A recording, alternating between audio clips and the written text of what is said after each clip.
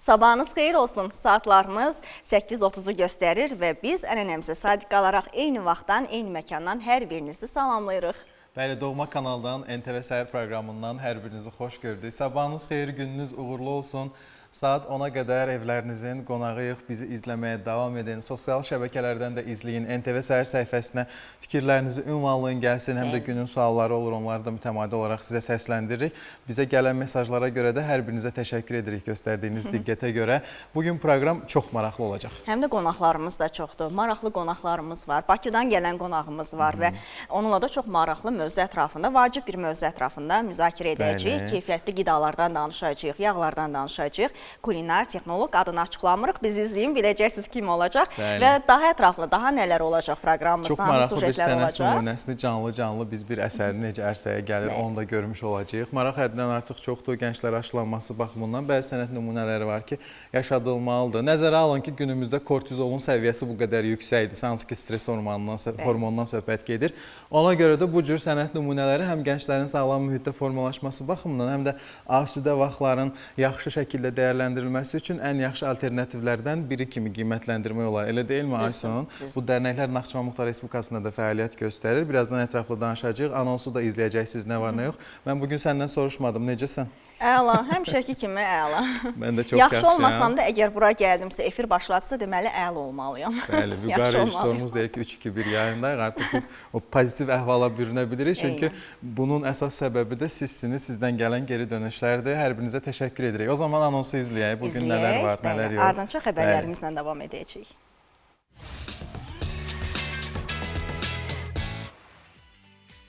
NTV Səhərdə bugün Osmanlı İmperiyasının ürəyi, əsrlərlə dövlətin idarə olunduğu məkan, Topqapı Sarayının gizli dəhlizləri, xəzinələri və hökmranlıq tarixindən nələri bilirik? Bu möhtəşəm tarixi məkan bütün sirləri ilə NTV Səhərdə.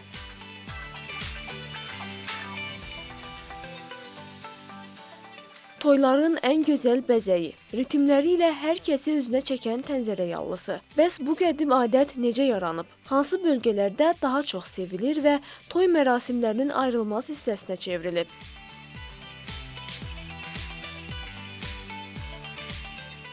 Arıçılar yeni mövsümə başlayıb. Bu il hansı çiçəklərdən bal toplanıb? Ən dadlı və keyfiyyətli məhsulu necə əldə etmək olar? Arıçılıq mövsümünün sirlərindən danışacağıq.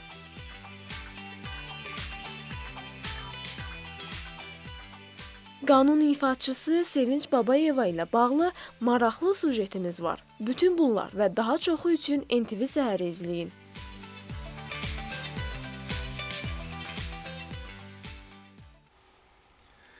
Bəli, NTV Səhər davam edir. Ekranı yeni açan hər kəsi bir daha salamlayırıq. Sabahınız xeyir, gününüz uğurlu olsun. Hava haqqında məlumatı sizlə paylaşacağıq. Bugün planları olanlar diqqətlə qulaq asınlar. Çünki xüsusən də Naxçıvanda yaşayırsınızsa günün havasına etibar yoxdur. Hər an dəyişə bilir. Elə deyilmi Aysun?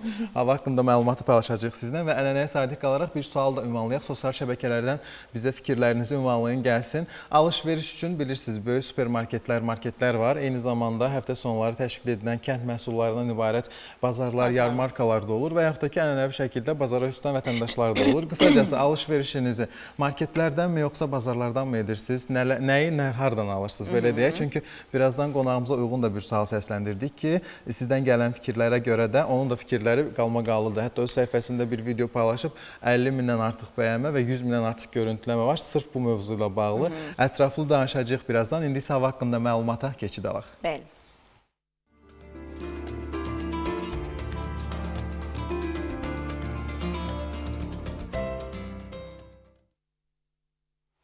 Günün havası ilə davam edirik. Naxçıvanda və bölgələrimizdə hava əsasən yağmursuz olacaq, lakin günün bəzi saatlarında Dağlıq və Dağətəyi rayon və kəndlərimizdə, eləcə də Naxçıvan şəhərində havanın qısa müddətli yağmurlu olmasıyla bağlı məlumatımız var. Mülayim qərb küləyi əsəcək, arabir güclənəcək. Havanın temperaturu axşam saatlarında 5-10, gündüz saatlarında isə 10-18 dərəcə aralığında dəyişəcək. Eyni zamanda küləklə bağlı sarı və narıncı xəbərdarlıq var, xüsusən cənub bölgələrində. Ehtiyatlı olun, ehtiyat igidin yaraşığıdır deyirik. Hava haqqında məlumatımız bu qədər və bunu da vurğulamaq istəmirəm, yaz gəlib, qəşəng günəş son zamanlar açır, amma bəzi dağlıq və Dağətəyi bölgələrə, yüksək ərazilərə qar da yağa bilər. Bəli, bəli. Suluq baxımından Əslində yaxşı bəzən ev onun yox. soyuğunu hiss eləyirik şəhərdə.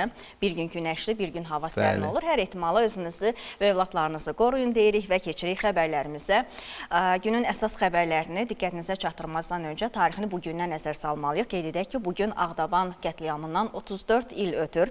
Erməni silahlı qruplaşmalarının 1992-ci il aprelin 7-sindən 8-nə keçən gecə Kəlbəcər rayonunun Ağdaban kəndində törətdikləri qətliamdan qeyd etdiyimiz kimi 34 il ötür və 130 evdən ibarət Ağdaban kəndi həmin gün tamamilə yandırılıb və yer üzündən silinib. Kəndin 779 nəfər dinc sakininə işgəncələr verilib, 32 nəfər qətlə yetirilib, 8 nəfər 90-100 yaşlı qoca, 2 az yaşlı uşaq, 7 qadın diri-diri yandırılıb.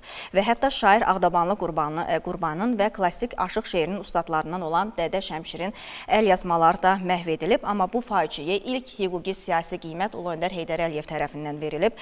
Məsələ Ağdabanda baş verənləri bəşəriyyətə qarşı törədilən ən böyük cinayət adlandırıb və bunu bütün insanlıq adına utanç kimi səciyyələndirib. Əlbəttə ki, 2020-ci il Vətən müharibəsində demək digər qətliamların qurbanları kimi Ağdaban qətliamının qurbanlarının da qisası alınıb. Buna görə də Müzəffər Ali Baş Komandan cənab İlham Əliyevə və əlbəttə ki, Azərbaycan ordusuna minnətdarıq və şəhidlərimizi də hörmətlə anırıq. Bəli, şəhidlərimizi hörmətlə anırıq. Qazilərimizə salam göndəririk. Onlara sağlıq arzu edirik əlbəttə ki. Əsas odur qisasımız alınıb, bunu da qeyd edək. Artıq Azərbaycan müstəqildir və həmin o torpaqlarımızda yenə deyirik, səmasında Azərbaycan bayrağı, torpağında Azərbaycan əskəri və Azərbaycan vətəndaşı yaşayır, xidmətini edir və biz davam edirik növbəti məlumatları sizlə paylaşmağa. Dünəndən bəri sosial şəbəkələrdə və səhər saatlarında İran və ABŞ ilə bağlı ən son vəziyyətlə bağlı xəbərlər var. Onları diqqətinizə çatdıraq. Trumpdan açıqlama var. Belə ki, ABŞ tam və qəti qələbə qazanıb başlığı ilə paylaşılan bir xəbərdir. Prezident Donald Trump çərşənbə axşamı bildirib ki, İranla 2 həftəlik atəşkəs razılaşması əldə edildikdən sonra ABŞ tam və qəti qələbə qazanıb. Trump bunu açıqlamasında bildirib. Tam və qəti qələbə 100% və bu barədə heç bir şübhə yoxdur. Trump atəşkəs elan edildikdən qısa müddət sonra telefonla qısa müsahibəsində bildirib bunu. ABŞ lideri razılaşma pozularsa İranın mülki elektrik stansiyalarını və körpülərini darmadağın etmək barədə ilkin təhdidlər barədə suala ətraflı cavab verməyib. Bunu görməli olacaqsınız deyə öz açıqlamasında bildirib. Qeyd edək ki, İranı 2 həftəlik atəşkəs razılaşması üçün danışıqlar masasına gətirməyə Çinin kömək etdiyinə inanıram deyə açıqlamasında da var, vurğulayıb ABŞ liderindən söhbət gedir. Son vəziyyət budur. Bəli, yaxın şərqdə uzun müddətli sabitliyə nail olunmasının vacibliyini vurğulayıb və bu prosesdə iştirak etməyi də hətta şərəf adlandırıb. Görək 2 həftə sonra nə baş verəcək? Ümid edirik ki, elə sülhlə də yekunlaşar bu məsələ, bu müharibə.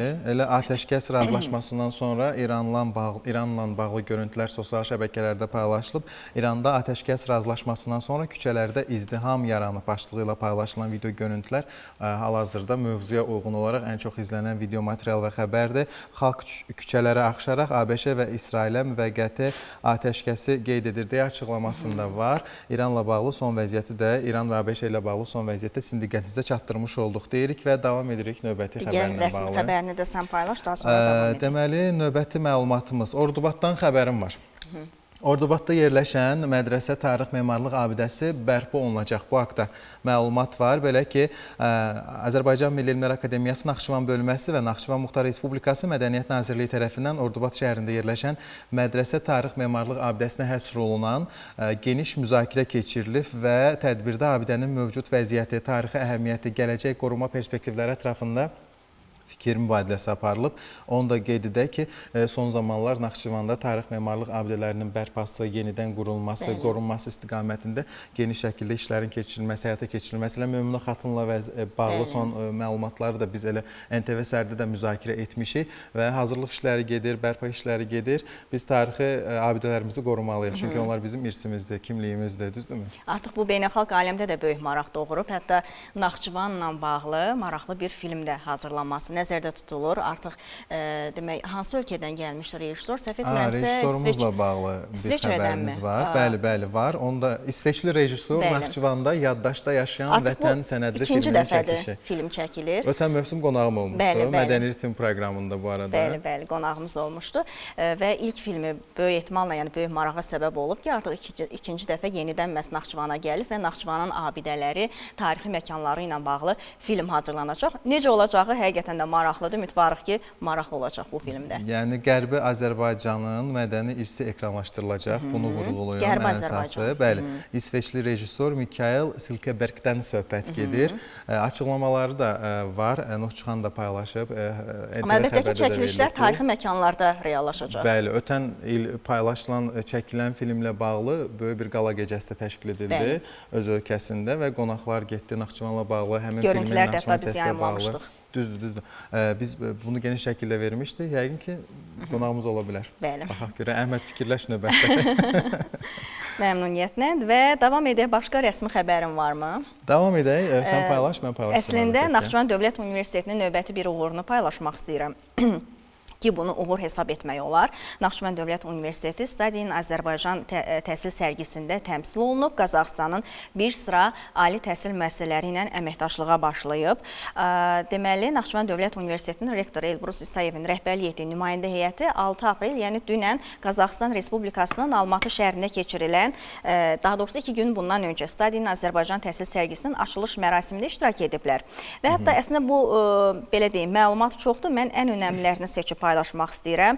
Deməli, sərgidə Azərbaycanın 25-ə yaxın aparıcı universiteti, o cümlədən Naxçıvan Dövlət Universiteti də təmsil olunur. Burada abituriyentlər və tələbələr Azərbaycandakı ali təhsil proqramları, qrantlar, akademik mobillik, ikili diplom proqramları və qəbul tələbləri ilə bağlı məlumat əldə edə bilərlər. Hətta burada keçirilən loteriya oyununda 3 Qazaxıstanlı şagird Naxçıvan Dövlət Universitetində təqaüdlə təhsil almaq imkanı qazanıb və bundan başqa ən önəmli məlumatları sizlə paylaşacağım. Açılış tədbirindən sonra Azərbaycan Respublikasının Elm və Təhsil Naziri Emin Əmrullayev stendlərlə tanış olub. Naxçıvan Dövlət Universitetinin stendində təhsil proqramları, əcnəbi tələbələr üçün təhsil imkanları və Naxçıvan Dövlət Universiteti ilə bağlı iştirakçıları maraqlandıran bir sıra məsələlər barədə məlumat verilib. Hətta Naxçıvan Dövlət Universiteti ilə Qazaxıstanın bir sıra universiteti arasında artıq əməkdaşlıq memorandumları da imzalanıb. Nəinki Qazaxıstanın, ümumiyyətlə qardaş Türkiyə, digər universitetlərlə ikili diplom siyasətləri, ingilis dili ixtisaslar və bir çox layihələr var ki, həyata keçirilir. Tələbələr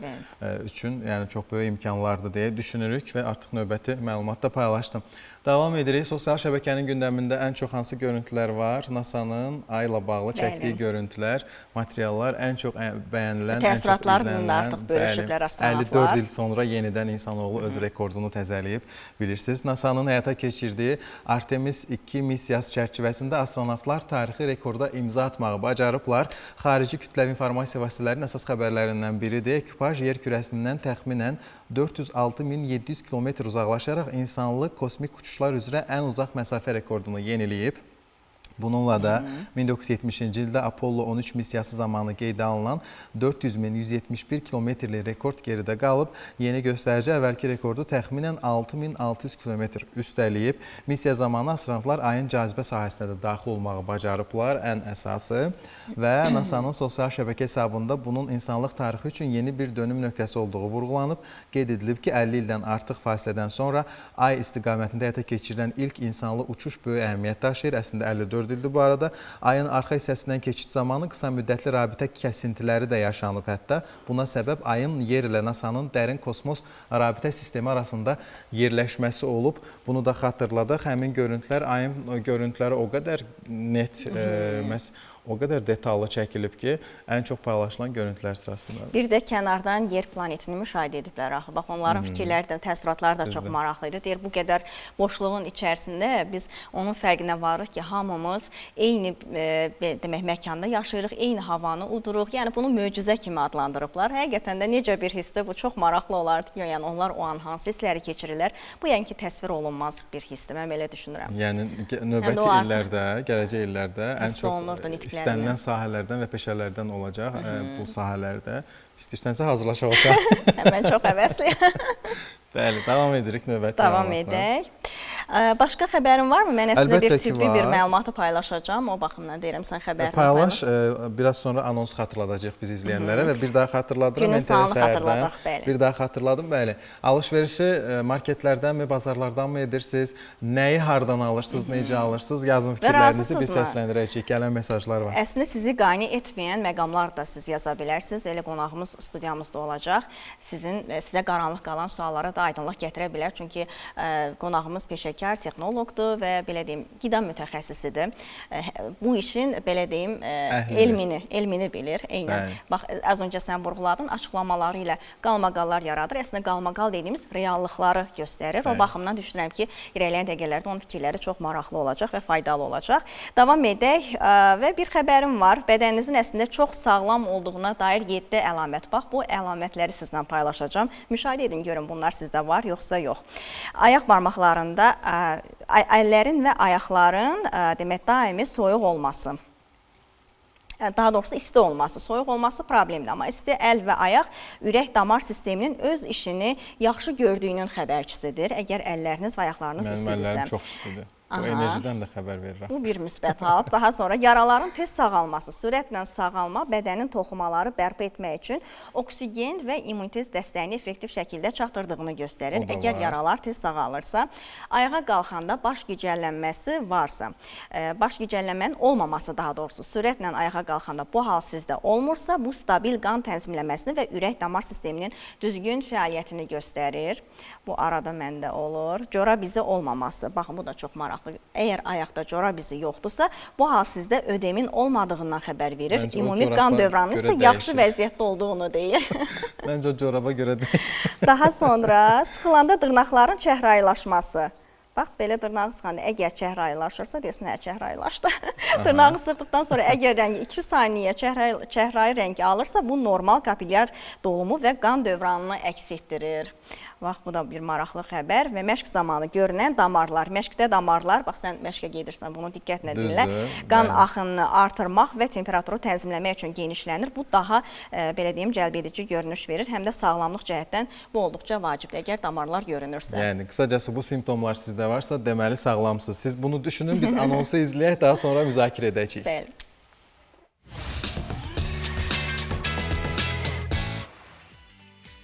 NTV Səhərdə bugün Osmanlı İmperiyasının ürəyi, əsrlərlə dövlətin idarə olunduğu məkan, Topqapı Sarayının gizli dəhlizləri, xəzinələri və hökmranlıq tarixindən nələri bilirik? Bu möhtəşəm tarixi məkan bütün sirləri ilə NTV Səhərdə.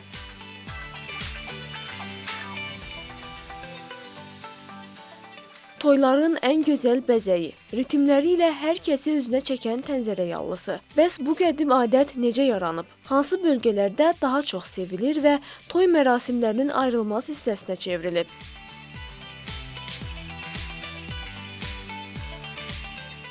Arıçılar yeni mövsümə başlayıb. Ən dadlı və keyfiyyətli məhsulu necə əldə etmək olar? Arıçılıq mövsümünün sirlərindən danışacağıq.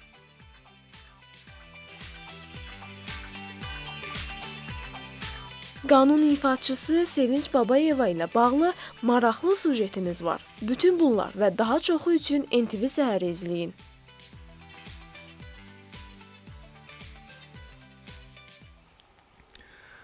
Bəli, anonsu izlədik, maraqlı görüntülər var. Hətta o təntərə yallısıdır, düzdürmü? Onun görüntüləri elə gözəl çəkiblər ki, bizim əməkdaşlar sağ olsunlar. Səhər-səhər yallı getmək istədik. Bizim qorunan iş siyahımızda, düzdürmü? Bəli. Bu haqda danışacağıq birazdan və bir xəbəri də paylaşım sizlə. Maraqlı xəbərdir. Sosial şəbəkələrdə geniş şəkildə müzakirə edildi. Hansı ki, Norveçli Grossmeister Magnus Carlsen'in başına gələn, daha doğrusu başına gətirdiyi digər şahmatçının hadisədən söhbət gedir. Deməli, turnir öncəsi baş verən olayda Carlsen Qazaxıstanlı şahmatçı Alua Normanın xahişini geri çevirməyərək onunla birlikdə selfie çəkdirib. Hansı ki, oyun zamanı, oyuna başlamadan öncə. Lakin bundan qısa müddət sonra o hakimə müraciət edərək vəziyyətlə bağlı şikayət edib və Carlsen bildirib ki, FIDE qaydalarına əsasən yarış zamanı oyun zalında mobil telefonun istifadəsi və ya üzərində saxlanılması qadağandır. Bu hal qayda pozuntusu hesab olunur. Hadisə sosial şəbəkələrdə birmənalı qarşılanmayıb. Həm də həmin o şahmatçı Magnus Carlsen'in ən böyük fanatlarından biri imiş. Fanatınla şəkil çəkdirirsən, üstünə səni şikayət edir, telefonunu əlindən alırlar. Nə düşünürsən, o şəkili saxlayardın ya yox? Yox, təbii ki, bu fanatı olan bir hörmətsizlik kimi qəbul olunur, deyilmi? Bəlkə hər halda əgər onu sevirsə, qarşılıqsız sevdiyi üçün. Oyunun da qaydaları var, həm də rəqibi də axı burasında düşün.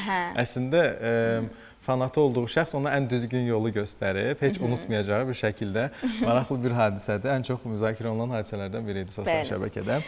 Və Davam edirik. Bəli, davam edək, amma hazırda sujet təqdim etməliyik. Çünki bugün qonaqlarımız çoxdur və qonağımız bizi onu çox gözlətmək istəmirik pərdə arxasında. O yüzdən gəl ilk sujetimizi təqdim edək. Arıçılarla bağlı sujetimiz var. Bilirik ki, kənd təsərrüfatının əsas sahələrindən biri də arıçılıq və Naxçıvan balı. Naxçıvan balı sözün əsl mənasında dadı ilə, tamı ilə, faydalığı ilə, təbiiliyi ilə seçilir.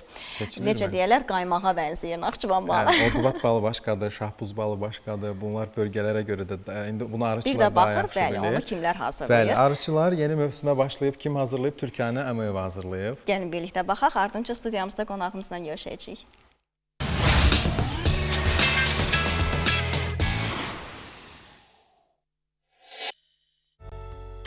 Füsunkar yaz mənzərələrini seyr edərkən bu günlərdə bir musiqi insanı ayaq saxlamağa, ona qulaq asmağa vadar edir. Bu yeni iş mövsümünə başlayan arıların nəğməsidir. Minlərlə arı güllü çiçəkli çəmənlərdə, bağçalarda iş başındadır. Onların qayğısını çəkən arıçılar da həmçinin. Yazın gəlişi ilə təbiət canlandığı kimi təsərrüfatlarda da, xüsusən arıçılıq təsərrüfatında da canlanma başlayıb. Arıçılar hazırda yaza hazırlıq aparırlar və maraqlıdır, bəs arıçılar bu qışı necə başa vurdular? Həmsöhbətimiz təcrübəli arıçı Fikrət Məmmədovdur. Salam, xoş gördük, yorulmayasınız. Xoş gəldiniz siz. Bir il arıçılıq demək olar ki, çoxlu ölüm olub arıda. Bu xəstəliklə əlaqədardır. Düzdür, bizim təsərrüfatımızda, əmimgilin təsərrüfatında şükür Allaha ölüm yoxdur. Amma bu həm təbiətlə əlaqəlidir, həm də yanlış arıçıların səbəbindən, yəni qırğın olub. Bu da gənə ilə əlaqəli deyilir. Demək, gənə həm arını öldürür, həm də virus, mikrop yayır. Mən həm Şəhər Arıçılar Birliyinin sədriyəm. Həm də o sahədə dəst deyirəm arıçılara. Yəni düşünürsünüz ki, bu hallar arıçıların, bəzi arıçıların təcrübəsizliyindən irəli gəlir. Təbiətlə əlaqəlidir. Təbiətlə əlaqəlidir bu. Demək, keçən illəri 25-ci ildə arıların demək ölümünün əsas səbəbi təbiət və arıçıların, yanlış arıçıların. Demək, vaxtında müalicə aparmaması. Bu arı belədir ki, gərək vaxtında bunun müalicəsini aparasan. Müalicəsi nədir? Vaxtında varotoza qarşı. İndi yazdır. Yaz baxımıdır. Yaz baxımı hansı işləri görürsünüz? Əsas işləri nədir arının? Birinci ananı yoxlayırsan, ana var, yoxdur. Ana yoxdursa yeni təzə ana verirsən. Yeminə baxırsan, yemi var, yoxdur. Yeminə baxırsan.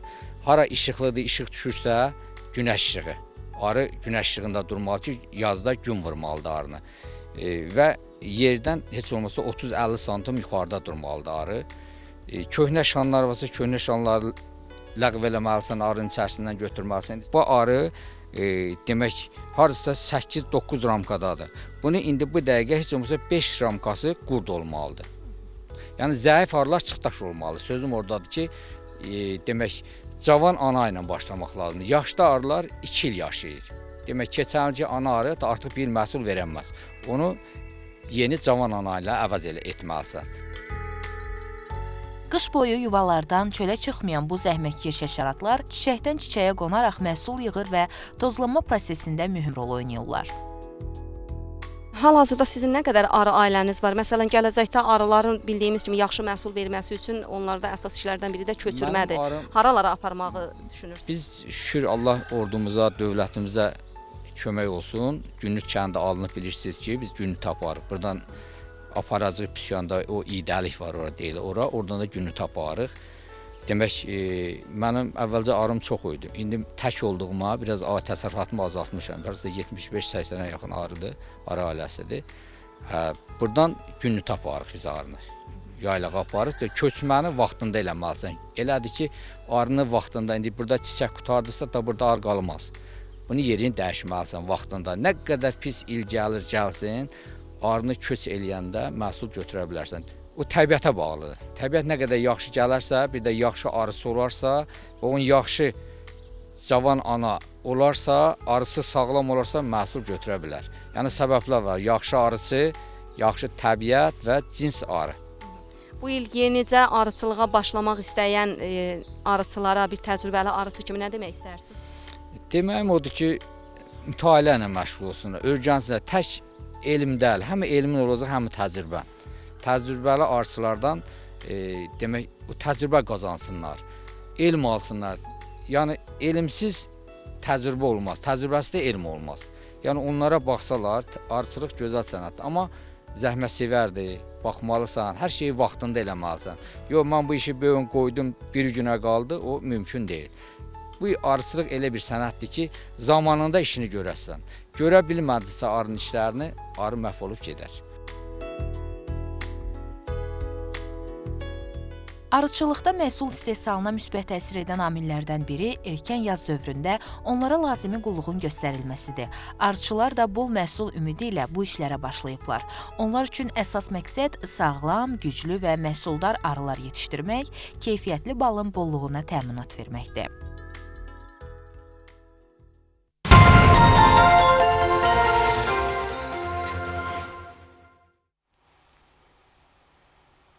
Sabahınız xeyir olsun, dəyərli izləyicilərimiz. Proqramımızda davam edirik. Az əvvəl anons etdik, studiyamızın qonağı var və biz bugün studiyamızda olduqca maraqlı və nadir bir sənət növündən danışacağıq. Qum sənətindən qonağımız həm bu sənətin incəliklərini izah edəcək, həm də əyani şəkildə göstərəcək. Bəli, beləliklə vaxt itirmədən qonağımızı təqdim edək. Rəssam, qum sənəti ustası Həbib Allahverdiyev studiyamızın qonağıdır. Həbib müəllim, sabahınız xeyir olsun, xoş görüşdük, necəsiz? Çox sağ olun.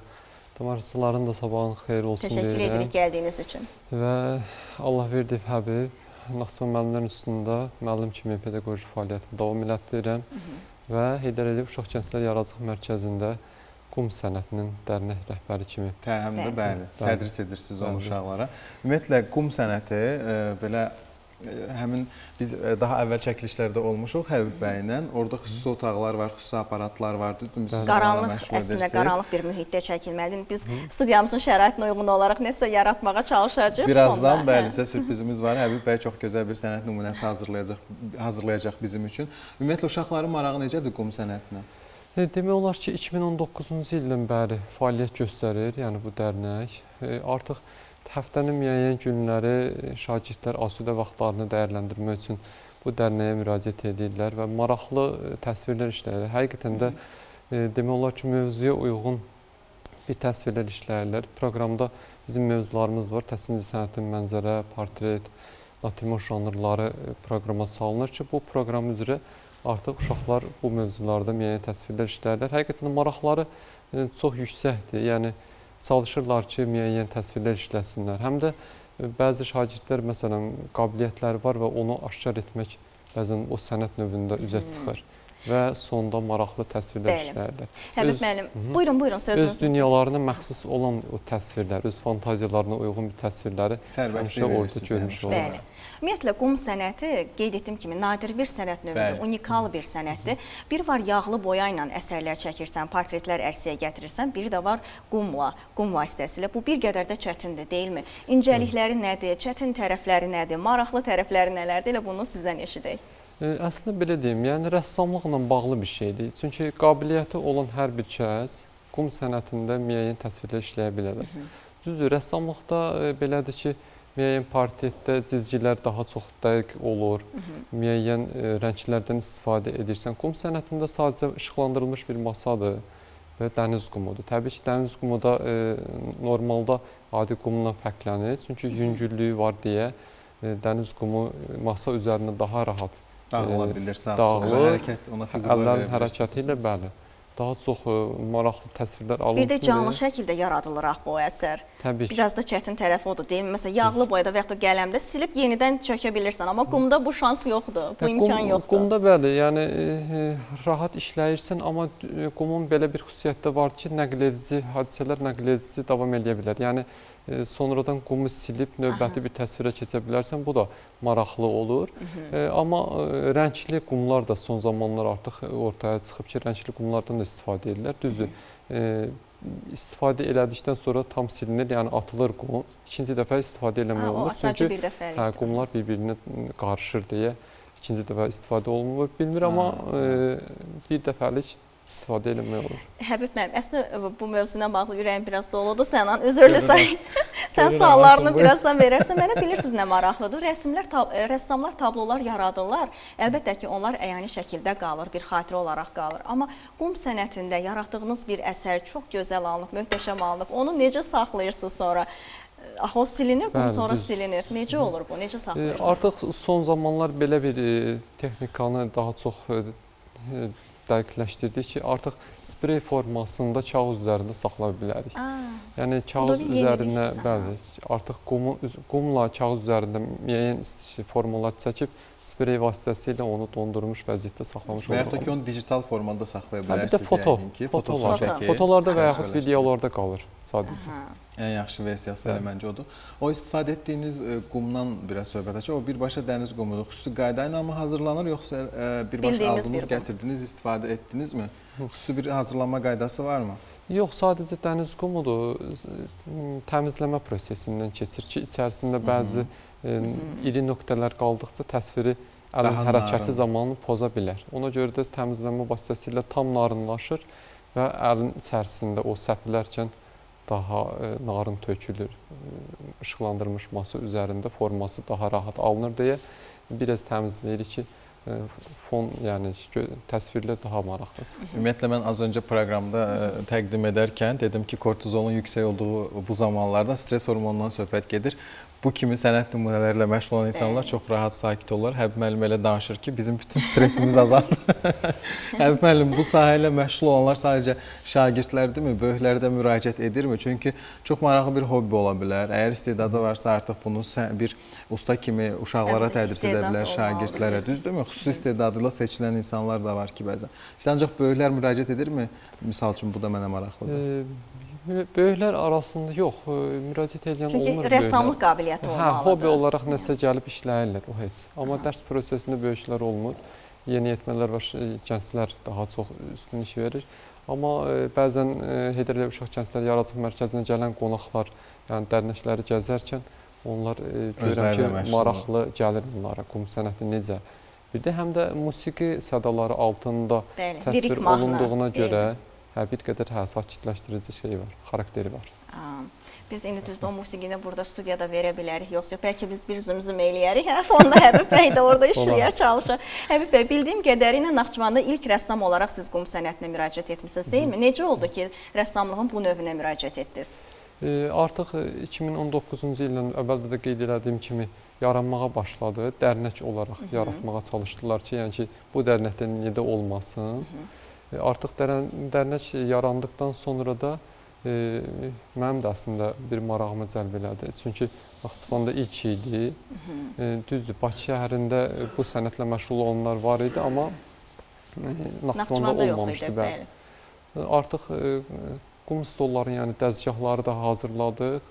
İşıq sistemində yerləşdirdikdən sonra bir dedik görə necə alınır. Ön başlanğıcı oldu, daha sonra maraq. Amma sonradan gördük ki, artıq müraciət edənlər də çoxdur. Ən çox şagirdlər öz əhval-ruhiyyələrini, bilsək, o uşaq dünyalarındakı olan formaları, bilsək, fikirlərini qum üzərində yaratmağa çalışırlar. Və bu proses dərnək olaraq illərlə davam elədi.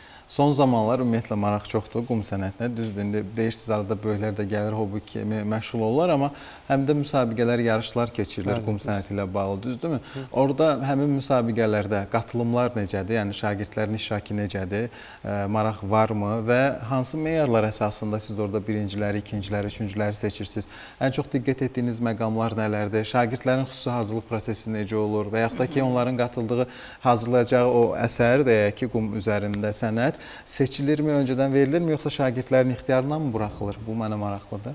Demək olar ki, son zamanlar Naxçıvan şəhər Uşaq Gənclər Yaradıcılıq Mərkəzinin, belə üzr istəyirəm, İdman və Turizm Nazirliyinin demək olar ki, təşkilatçılığı ilə bir müsabiqə keçirildi.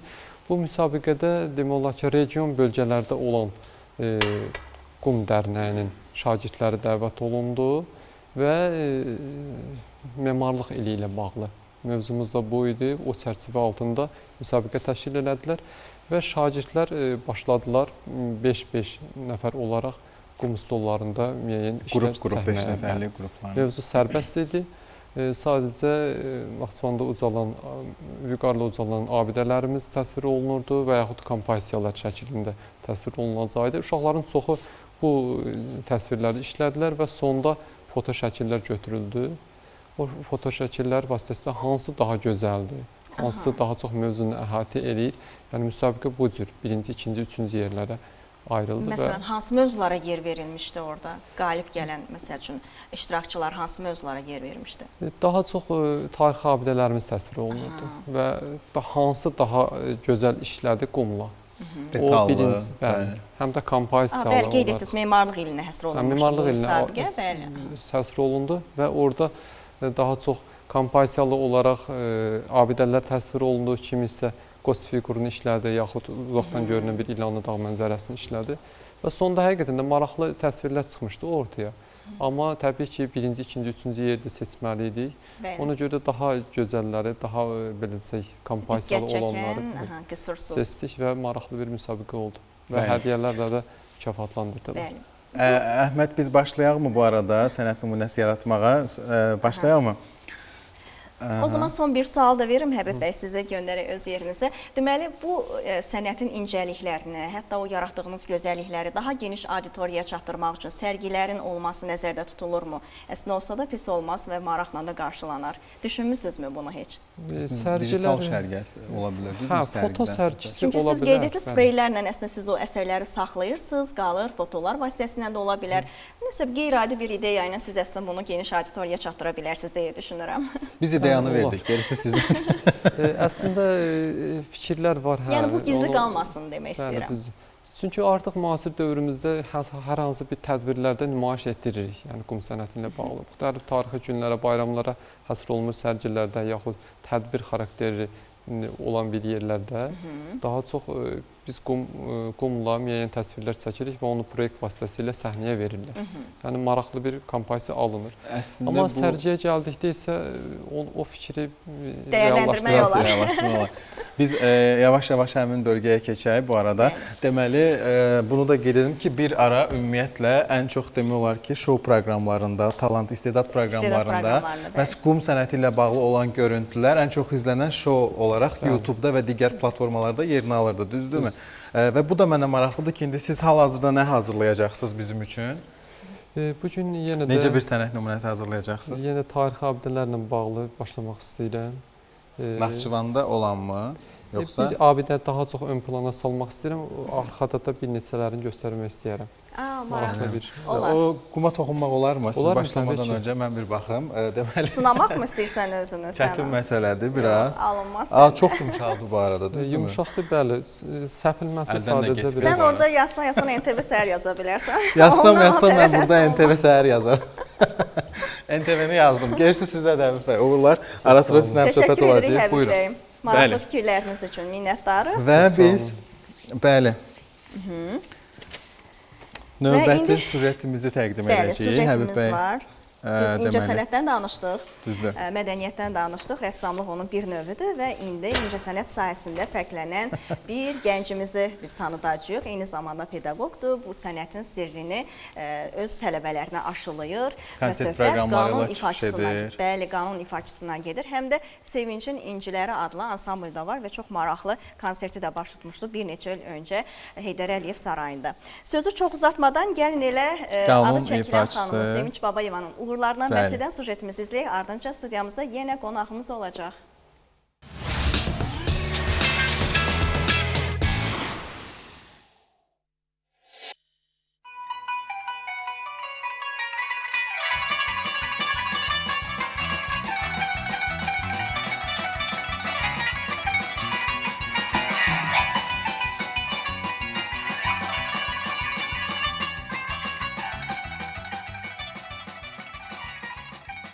Bu sehirli alətin ustad ifaçılarından biri istedadlı ifaçı Sevinç Babayevadır.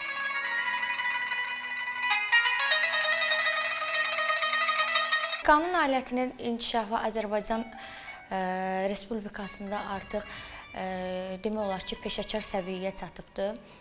Niyə peşəkar səviyyə deyim? Çünki bildiyiniz kimi qanun aləti şərq musiqisinin incilərindən sayılan alətlərdən biridir və o alətin Azərbaycanda inkişafı müəyyən bir mərhələlərdən keçibdir və həmin mərhələlər dövründə biz keçmişlə müqayisə edəndə artıq baxırıq ki, Azərbaycanda bu sənət professional şəkildə fəaliyyət göstərir. Çünki keçmişdə bildiyiniz kimi bu alətin spesifik xüsusiyyətlərindən deməli biraz məhdud şəkildə istifadə olunurdu.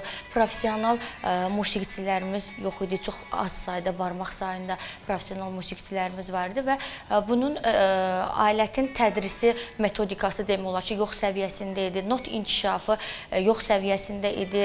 Yəni dinləyib səslə deməli eşitmə qabiliyyəti ilə ifa olunurdu. Daha çox ona üstünlük verilirdi. Çünki alətin özünə məxsus nə metodik vəsaiti var idi, nə proqram vəsaitləri var idi və ona görə də bu alət biraz Azərbaycanda inkişaf mərhələsi uzun çəkibdi və 20-ci əsrin sonundan başlayaraq artıq bu sənət demək olar ki, işıq üzü görməyə başlayıb. Alətin tədris metodikası haqqında kitablar çap olunub. Elə biri də şəxsən mənim özümə və mənlə bərabər həm müəllif olduğumuz Naxçıvan Muxtar Respublikasının əməkdar müəllimi Məhəbbət xanım Babayeva birlikdə biz bu alətin tədris metodikası haqqında kitab çap elətdirmişik. Bir çox musiqi kolleci, musiqi məktəbləri üçün proqramlar nəşr elətdirmişik və bizlə bərabər digər deməli bizim əməkdaşlarımız, bizlə bərabər çiyin-çiyinə çalışan müəllim yoldaşlarımız da bu sahədə yetəri qədər əllərindən gələnləri ortaya qoyublar. İlk müəllimi Məhəbbət Babayevadan dərs alan ifaçı öz ifası ilə müəllimlərin və tələbələrin sevimlisinə çevrilib. Onun barmaqlarından süzülən hər bir səs qədim şərq musiqisinin ruhunu yaşadır. Qanunun incəliklərini ustalıqla təqdim edən musiqiçi dinləyiciləri həm klassik muğamlarla, həm də müasir improvizasiyalarla valeh edir.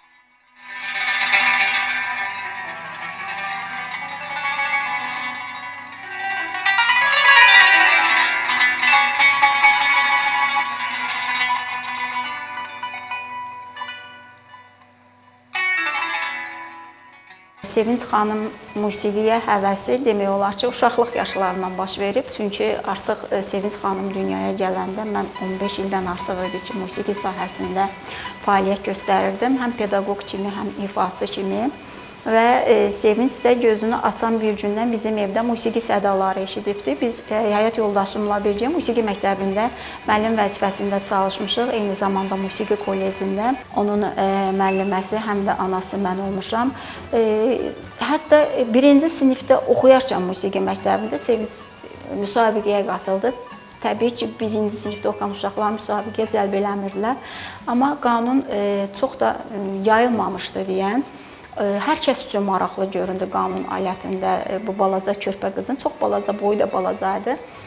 Musiqi alətində ifası hər kəsə maraq doğurdu və həqiqətən də 7 yaş olmasına baxmayaraq bir virtuozluq var idi onda və bu mənada onun müsabiqəyə qatılmasına şərait yaradıldı və müsabiqənin qalibi oldu. İfası, duyğuların səsi, sözsüz bir danışıq, dinləyiciyə toxunan bir hissdir. O, təkcə solo çıxışlarla deyil, ansambl və kamera, xalq çalğı alətləri orkestrində, qədim musiqi alətləri ansamblında muğam dəstgahı və kompozisiya ifa edib.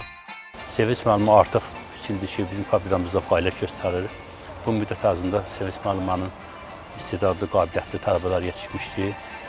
Elə xüsusilə 2023-cü ildə Sevincin İnciləri adlı Federlər Sarayında böyük möhtəşəm konsertini bunu qeyd etmək istərdim.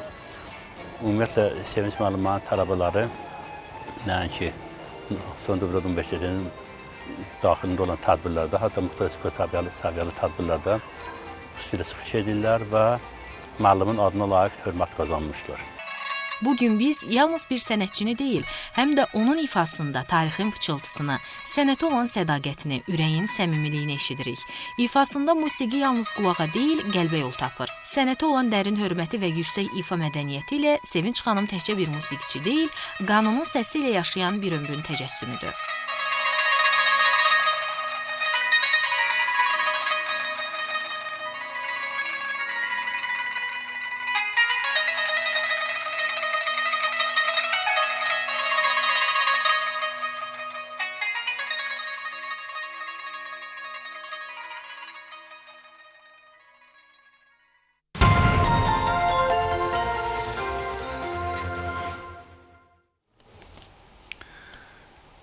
Və biz davam edirik. Bir tərəfdə sənətçilər, bir tərəfdə idmançılar. Bugün NTV Səhər çox maraqlıdır və Naxçıvanlı birincilər hal-hazırda studiyamızın qonaqlarıdır.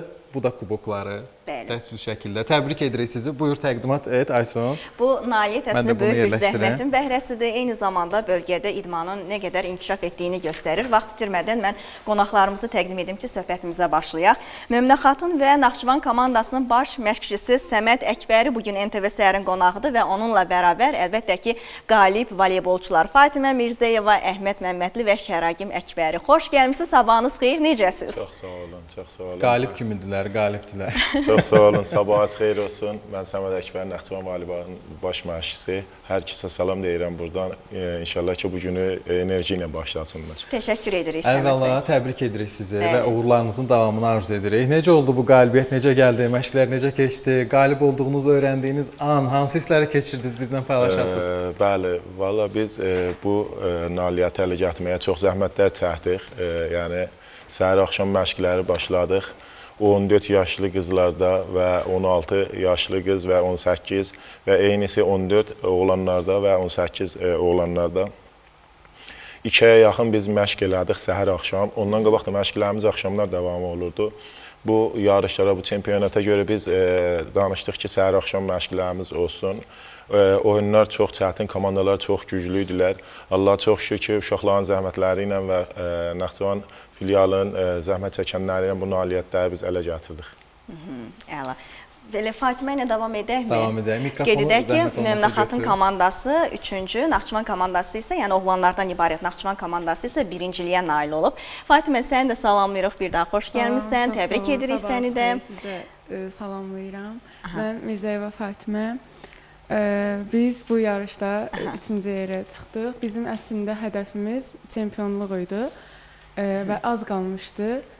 Təəssüflər olsun ki, əslində biz birinci setdə götürmüşdük. İkinci setdə biraz komanda arasında gərginlik və anlaşmazlıq olduğu üçün O an çətin məsələdir. İstər-istəməz konsentrasiya qarşılara. Zala alışmaq məsələsi var idi.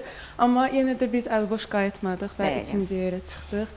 Baş məşqçimizə də təşəkkür edirəm ki, əziyyəti bizim üstümüzdə çox oldu və buradan bizi dəstəkləyən, bizim arxamızda duran valideynlər və bizi zalda tək buraxmayan hər kəsə təşəkkürümü bildirirəm. Biz təşəkkür edirik. Nəzər alaq ki, bu ilk deyildi. Bundan öncə də sizin qalibiyyətləriniz olub. Yəni, bugünkü yarış əgər 3-cü yer kimi dəyərləndirsə, bu da əslində böyük bir uğurdur və nəzər alaq ki, bundan sonra da yarışların olması gözlənilir. Ən yaxşı 3 komandadır ki, ilk üçlükdə yerini alıb. Bunun özü də böyük bir nailiyyətdir. Digər gəncimizlə davam edək və bu arada, əziz izləyicilər, qonaqlar studiyada daxil olanda mən bir kompleksə daxil oldum. Niyə? Bir kompleksim, hamısı uca boy, hündür.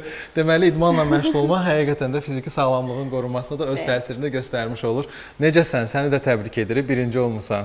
Çox sağ olun. Salam, mən Məmmədli Əhməd Naxçıvan 14-ün üzvüyəm. Mən də sizi salamlayıram. Sabahınız xeyir. Çox sağ olun. Bizim məqsədimiz o idi ki, ora getməkdə birinci olaq və biz məqsədimizi yerinə yetirdik. Yarışlar çox mübarizəli keçdi, amma biz ürəyimizlə oynayaraq qalibiyyəti biz qazandıq. Qalibiyyəti qazandınız. Ümumiyyətlə, bu voleybola maraq səndə necə yaranır? Kim təşviq edib səni ki, gedəsən voleybolçu olasan? İlk öncə atam belə həvəs yaratdı səndə. Həvəs yaratdı. Sonradan isə mənim məşqçim Səməd müəllimin yanına gəldim. Beləliklə voleybola maraq yarandı və ilərləyişlərdə oldu məndə. Voleybol maçları izləyirdinmi heç? Məhz TV-də, YouTube-da, orada görürsən də necə qızğın bir mübarizə gedir və qalib olmaq üçün hamısı da uca boy, orada fikir verirsən. Sən də artıq onları ötmüsən. Maraq yarandı, artıq gəldin, tanış oldun və bugün qalibsən. Hansı hissləri keçirdin? Komanda ilə oynamaq, orada bilirsən, hər oyunçu ulduz kimi parlamaq istəyir müəyyən mənada. Deyir ki, o say almaq, düzdürmü? Onu bacarmaq. Amma komanda ruhunda da çalışmaq lazımdır axı. Bunu necə qoruyursan? Necə də yoldaşlarla münasibət? Biz komandada belə deyək də, fərqli idmanların hərəsinin öz bir mövqeyi var. Məsələn, güləşdi. Bunlarda hər özünə cavabdehdir. Amma biz komanda voleybol isə bir komanda oyunudur. Komandaca hamımız bir ürək olaraq, oynayaraq qalibiyyəti qazanırdıq. Belə hamımız eyni hisslər keçirdik. Belə çox yaxşı çempion olaraq çempion hisslər keçirdik. Əhməd, mənə maraqlıdır. Bax, voleybola müraciət etdikdən sonra bu idman növünə bundan öncə də qeyd etdiyim kimi yarışlarda iştirak etmisiniz, uğurlarınız olub deyilmi? Aha, indi bu ilkdir. İlk yarışda sizin iştirak etdiyiniz. Yox, ilk deyil. Biz keçən ildə yarışı. Bax, elə onu vurğulamaq istəyirəm. Ümumiyyətlə, voleybol sənin həyatında nələri dəyişdi, düşüncəndə nələri dəyişdi? Bu idman sayəsində müraciət eləməyin. Mənim həyatımda bir ulduz kimi parladı. Məsələn, mənim önümü açdı. Məsələn, mənə bir daha məqsədli oldun, daha israrlı oldun bu sahədə. İdmançılar bəzən danışmağı sevirlər, amma buna da şükür verir. Onlar öz güclərini əslində öz sahələrində göstərirlər. Öz səhnələrində göstərirlər. Əsas budur. Və bizim hamısından balaca idmançımız hal-hazırda studiyanın qonağıdır. Sabahın xeyir, xoş gəlmisən. Sağ olun, sizin də. Adın nədir? Şəragim Şəragim və Səməd bəyin oğludur. Bəli. Biz sənə sual verməyəcəyik ki, bu sahəyə, bu idman növünə olan maraq hardan yarandı? Bu bəlli bir məsələdir. Canlı nümunə sənin yanında əyləşib. Şəragim, sənin də öz təəssüratlarını eşidək, fikirlərini eşidək. Biz orada çox zəhmət çəkdik. Bu neçə gün Naxçıvanda 40 gün ən azı səhər-axşam məşq elədik. Məşqlər, ay sağ ol. Və bizim hədəfimiz çempion idi. Çempion olmaq idi. Çempion olmaq idi. Və bacardınız. Bacardıq. Dərslərlə necə gedir idman? Dərslər yaxşıdır. Yox, deyəsən deyil. Yaxşıdır. Atası necədir dərslər? Müəllimlər inciməsin deyə deyir, yaxşıdır. Yox, dərsləri də yaxşıdır. Bərabər paralel həm dərsi oxuyur, həm idmana gəlir. Şəragim, siz soruşduğunuz sualların bəzilərini mən cavab verim. Şəragim, yəni balaca uşaq idi, ola bilərdi. Onda mən oynayırdım, haradasa bir 15 il yox, haradasa bir 10 il, 9 il bundan öncə Şəragim məndən hər zaman zala gəlirdi. Şəragim 11 yaşındadır. Yəni balaca uşaq idi. Mən oyun oynayan zaman Şəragim zalın içərisində hər zaman oyuna gedirdi. Ya məsələn, onda hələ bir yol yerimirdi. Biz iməhləmə deyirik. İməhli idi yerdə bir yol. O zamandan ya mən bu zala aparırdım və hər zaman voleybalı görürdü. Ondan sonra voleybola çox maraq yarandı. Atası olaraq. Bəli, özü istədi. İnanarsınız ki, mən bəzən Şəragimə əslində voleybolun texniklərini öyrətməmişəm. O qədər ki, uşaqlıqdan görübdür. Yəni, onları, bəzilərini özü çox rahat öyrəşibdir. Ümumiyyətlə, atası olaraq güzəşt edirsiniz ona. Biraz məşqlərdə çox yorğun olanda. Əslən, yəni heç güzəşt yoxdur. Özü də qeyd edir ki, gərgin keçdi məşq prosesi. Buradakı uşaqlar da deyə bilərlər ki, mən heç vədə öz uşağımdan o birisi uşaqlara fərq qoymamışam. Yəni, ola bilər ki, biz ata kiminik. Bəzən görürəm ki, yıxılır yerə, amma mən bilirəm ki, yıxılmaq uşağı incidir. Amma deyirəm ki, fərqi yoxdur mənə. Görmüşəm ki, yıxılıbdır, məsələn, dirsəyə yaralanıbdır. Öz ürəyimdən narahat oluram, amma deyirəm ki, istəyir hədəfə gedə, gəlib bu arğıları çəkə, bu çətinlikləri çəkə. Bu yarışlarda da ola bilər və siz müdafiə edə bilməzsiniz, düzdürmü? Ona görə də lazımdır. Bunu da buradan deyim biləcək ki, bir düşsün, time olsun bu keyin arasında. Biz finaldan bir oyun qabaq uşaqlar biraz rahat olmuşdular. Amma mən o rahatçılığı istəmirdim ki, belə rahat olarlar. Final oyunu biləmizə çox... Qızlar, oğlanlar? Oğlanlar, xeyr. Bu 14 yaşında oğlanlar. Axşam mən bunlar həm səhəri yarış elədilər. Gün ortadan sonra mən bunları məşqə də apardım ki, zallar fərqli olaraq ki, gözləri alışa. Bunlar gördüm ki, çox məsələn boş buraxıblar. Deyirlər ki, biz çempion olacaq. Bildiyiniz kimi, hər kəs bunu boş buraxsa, çox çətin olar biləsinə. Mən bundan məşqimizdə dava elədim. Biləsinə bir iki dənə söz dedim. Amma ki, buna dedim, o birisi uşaqlar başladılar məşq eləməyi. Bunu da əlavə eləyim. Bizim Fatimə ilə Əhməd, Fatimə təzə Avropadan, çempionatdan gəlib, Avropa çempionatından. Və Əhməd də keçən sənə İspaniyadaydı. Fatimə bu sənə İspaniyadaydı, Əhməd də keçən sənə. Yəni, bizim uşaqlarımızdan vardılar ki, bu cür Azərbaycan Milli Komandası. Bəli, indi neçə dənə də bu çempionata ki, iştirak elədik, uşaqlarımızdan seçiliblər Azərbaycan Milli Komandasına. Bu onu göstərir ki, Naxçıvanda voleybol çox canlıdır, çox zəhmət çəkilir içində ki, baxırsan ki, maraq da artıb. Bəli, çox maraq artıb.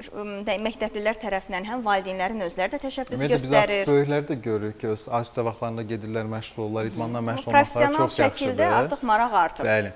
Ümumiyyətlə, qızların marağına da toxunaq. Elə bunu qızımızdan da eşidək. Necədir? Mikrofonu götür, zəhmət olmasa ötür. Necə oldu maraq yarandı səndə? Qızların bu cür gəlib birinci olmaları, üçüncü yer tutmaları böyük bir uğurdur, düzdürmü? Biz oğlanları bilirik. İspaniyaya qədər gedib çıxmısan. Bunu bayaq niyə demirsən bizə? Mənim üçün əslində ilk vaxtlar çox həyecanlı idim. Sonradan gedəndən sonra tək İspaniya yox, Gürcüstanda da yarışlarımız olub, Yevza yarışlarında. Orada da iştirak eləmişəm və İspaniya son bu həftədə orada da iştirak eləmişəm. Təəssüf ki, biz orada yer tutmasaq belə, bu bizim üçün böyük bir təcrübə oldu. O mühitdə olmağın özü də təcrübə oldu. Yeni şəhər gördük, yeni komandalar, fərqli ölkələrdən gələn oyunçular. Yəni əsas təcrübə qazanırsan. Bəli, təcrübə qazandıq. Maraqlıydı. Fərqli mədəniyyətlər, fərqli insanlar, düzdürmü? Bundan sonra yolunu necə çizməyi düşünürsən Fatimə? Bu sahədə davam edəcəksən, yoxsa istiqaməti dəyişəcəksən? Yox, yəni bu yola mən başlamışamsa axıra qədər getməyi düşünürəm, bəli. Bəs universitet dərs varmı elə şeylər? Dərslə voleybolu eyni səviyyədə, eyni tutmağa çalışıram, amma bu biraz mənim üçün çətindir. Burada qalibsən bəs orada, məktəbdə? Çox yox, amma yəni, o da normal səviyyədə, yəni davam etdirməyə çalışıram. Amma dediyim kimi, yenə də mən bu yolda getmək istəyirəm. Uğurlar arzulayırıq. Hədəflərim də çoxdur, inşallah. Birini bizdən paylaşasan. Doğru yoldasan. Hansı bu hədəflər nələrdir? Nə? Hədəflər nələrdir, birini bizdən paylaşasan? Çətin sual oldu deyəsən. Eyb yox, bu hələ ki sirr olaraq qalsın. Hələ önündə illər var, hələ qatılacağı yarışlar var, deyilmi? Sənə uğurlar arzulayırıq, doğru yoldasan. Bax, belə də davam et. Səməd bəy, baxın, biz uğurlardan danışdıq, yarışdan danışdıq. Burada əsas yəni uğurun sirri nədir? Taktika mı, yoxsa məşq prosesi mi, yoxsa komanda birliyi mi? Birinci, bu uşaqlar gələrlər, tiknişləri öyrənərlər, valibanın tiknişlərini öyrənməlidirlər. Sonra taş dişləri biz bilələrində deyirik. Bildiyiniz kimi volibal bir ekipdir, bir komandadır. Yəni bir nəfərdən olmur. Hamısı bir-birinə zəncir kimi bağlıdırlar. Bundan öncə deyərdilər ki, valibalda bir komanda uğur qazansa gəlib 2 oyunçu ola, amma indi özür də gəlib hər 14 oyunçu sənə kömək eləyir ki, bir dənə oyunu udasan. Bu uşaqlar çox zəhmət çəkdilər. Yəni səhər, axşam bizlərdən məşq elədilər. Allaha çox şükür, mən bunu əlavə eləyim. Biz qızlarda Fatimə dediyi kimi bir komanda ilə ikinci oyun oynadıq ki, Azərbaycan milli takımının 2 dənə böyük oyuncusu orada oynaydı. Əlavə yerlərdən gəlmişlər, o komandada oynayır. Biz o komandanı rahat uda bilərdik, amma bizdə biraz uşaqlarımızda təcrübə çatdırmadı. Yəni, bəzi uşaqlarımız vardı ki, ilk dəfələri idilər, Bakıya gəlmişdilər və o yarışları yaxından hiss edirdilər. Məncə, iddiamıza əgər təcrübəmiz çoxlar olsaydı, bizim qızlarda komandamızın medalı daha da rəngi fərqli olacaqdı. Təcrübə də zaten bu yolla qazanılır, Səməd bəy. Bax, bu bir növ təcrübə oldu. Növbəti yarışlarda əminik ki, inşallah ki, ilk sıraları qazanacaqsınız. Qızlarda zaten oğlanlardan ibarət Naxçıvan komandası birinciliyə nail olub. Naxçıvan komandası bunu deyim, oğlanlarda, qızlarda deyirik, oğlanlarda deyim biləyizə. 14 yaşda bizim oğlanlarımız bildir 3-cü oldular, amma keçən il biraz sıxıntılarımız var idi, ona görə 3-cü oldular. Yəni, məşq eləmədən biz oraya getdik, 3-cü olduq. Bilirəm, hamısı bir-birinə söz vermişdilər ki, bu sənə çempion olacaqlar və bunu deyim biləyizə, maşallah bunlara ki, set verməmiş çempion oldular. Bir də Səməd bəy, bilmirəm, razılaşarsınız yoxsa yox, komanda oyunları həmişə fərdi oyunlardan fərqlənir, idman növlərindən söhbət edir. Məsələn, güləş və ya digərlərində tək bir insan üzərində olur məsuliyyət və o dərk eləyir ki, məsuliyyət onun üzərindədir və daha yaxşısını eləməlidir, göstərməlidir. Komanda işində isə bəzən arxayınlıq olur axı, bax, siz az əvvəl qeyd elədiniz ki, bizim uşaqlarda bir arxayınlıq vardı ki, biz onsuz da çempion olacaq.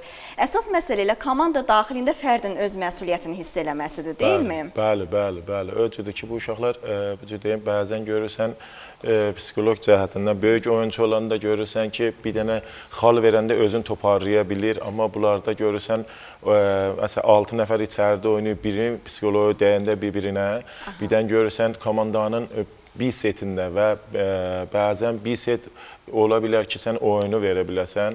Bunlar amma söz vermişdilər ki, çempion olacaqlar və sözlərinə də bunlar vəfa elədilər. İnşallah gələn sənə bizim qızlarımız da, əlbəttə bir cür deyim, bizim 14 qızlarımızdan da var idi ki, onlar da 3-cü yerə əl tapıblar. Həm oğlanlarda, həm 18, yəni biz 3 dənə medal almışıq. Bəli, 3 medal. Bəli, bəli, bəli. 3 dənə medal almışıq. Yeri var ki, o 14 qızlarımızdan da çox təşəkkür eləyəm. Bu nailiyyətləri birinci olan ailələrinə mən təbrik deyirəm. Sonra bunun arxasında dayanan o adamlar ki, zəhmət çəkiblər. Naxçıvan filialının rəhbəri Vüqar müəllim və bizim baş katibimiz Rahil Tahirli də çox zəhmət çəkdilər. Bu qeydə ki, uşaqlar bu yola gedərlər və bu nailiyyətdə ələ gətirərlər. Hamı bizi görür, amma həsin bunun arxasında çox zəhmətlər çəkilir. Görünməyən qəhrəmanlardır. Biz də təşəkkürə qoşuluruq. Açıq deyim, bu uşaqların valideynləridir, ya bizim zalda çox insanlar bizə zəhmət çəkdilər ki, biz rahat gələk, məşq eləyək və bu nailiyyətlərə çataq. Ümumiyyətlə, dəstək olan, əməyə keçən bütün qurumlara, şəxslərə, məşqçilərə, hər kəsə təşəkkür edirik. Bir daha nə gözəl ki, bu uğuru bizlərə, Naxçıvanlara yaşatmışsınız və sizi təbrik edirik. Şəraqim, sıxılmadın, çox ciddi durumuza. Bəlkə sonda son fikirlərinizi alaq, öz yaşıtlarınıza tövsiyələrinizi də verə bilirsiniz. Mikrofonu zəhmət olmasa Fatimə götürəlim. Elə Şəraqimdən başlayaq bəlkə, o danışmadı. Olsun. Nə demək istərdin öz yaşıtlarına, voleybola həvəsi olanlara? Bunu demək istəyirdim ki, idman yaxşı şeydir, hamı gəlsin. Bəli. Çox sağ olun. Əhməd, buyur. Mən demək istəyirəm ki, idman növü çox, Olsun, buyur Əhməd.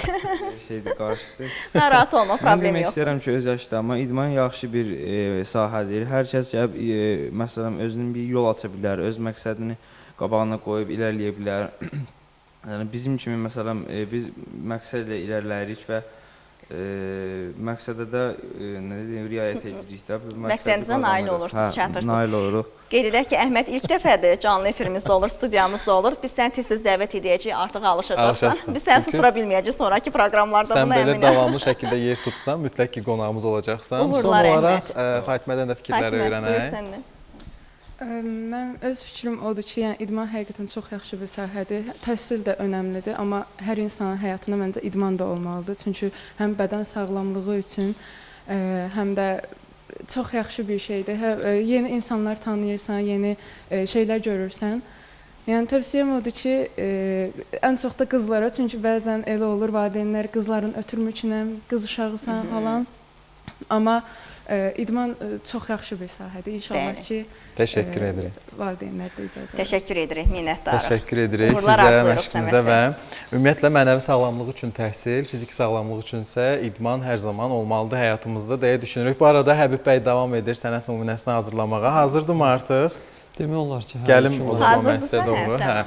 Deməli, Aysun, gəl bax istəyirsən. Kameralarımız da göstərir, o zaman mən də yaxınlaşım, mənə də maraqlıdır. Deməli, bunu yaxından göstərə biləcəyik mi? Canlı baxarsan, bir də var monitor vasitəsilə. Deməli, nə hazırladıq özünüzdən eşdə Həbib bəy? Yusif Hüseyroğlu türbəsi, Haçadağ görünür, deyilmi? Yəni, tarixi abidələrimizlə bağlı bir kompozisiyadır. Ön planda da qoçun fiquru və arxada təbii ki, Naxçıvanın simvolu Haçadağ. Uzaqdan görünən binalar artıq bir canlanmaya doğru gedən bir Naxçıvan. Burada hava günəşlidir.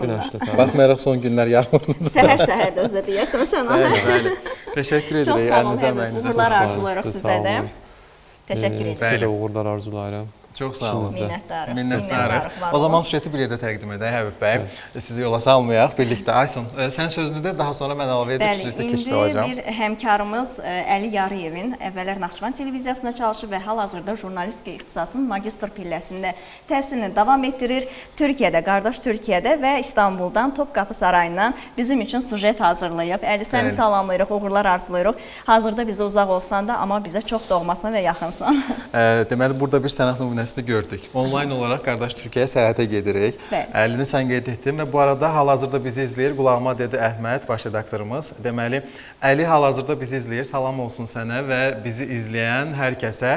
Çəkilişdə əməyə keçən Abbasa və eyni zamanda Antalyada Əliyə jurnalistika fəaliyyətində dəstək olan deməli kimidir? Kübra və Musab bəyə salam olsun. Hər birinizə salamlar göndəririk. Gəlin Topqapı Sarayından olan sujeti izləyək. Ardınca isə davam edəcəyik. Bəli.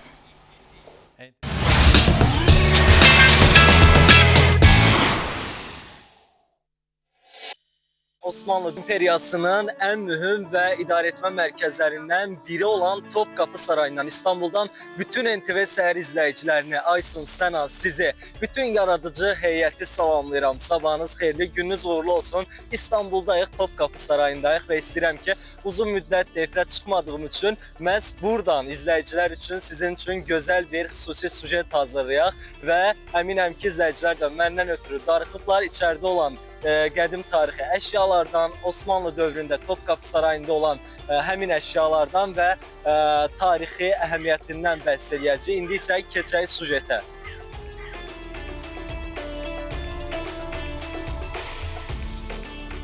İstanbulun ürəyində Topkapı Sarayı əsrlərin səsini bugün də yaşadır. 15-ci əsrdə Osmanlı Sultanı II Mehmet, yəni Fatih Sultan Mehmet tərəfindən inşa etdirilən bu möhtəşəm saray uzun illər Osmanlı İmperiyasının idarəetmə mərkəzi olub. Təxminən 400 il boyunca sultanların iqamətgahı kimi istifadə edilən saray təkcə bir yaşayış məkanı deyil, eyni zamanda dövlətin siyasi, inzibati və mədəni mərkəzi sayılıb. Burada qəbul edilən qərarlar imperiyanın taleyini müəyyənləşdirib. Topkapı Sarayı geniş həyətləri, incə memarlıq üslubu və zəngin interyeri ilə seçilir. Sarayın inşasında ən kiçik detallar belə nəzərə alınıb.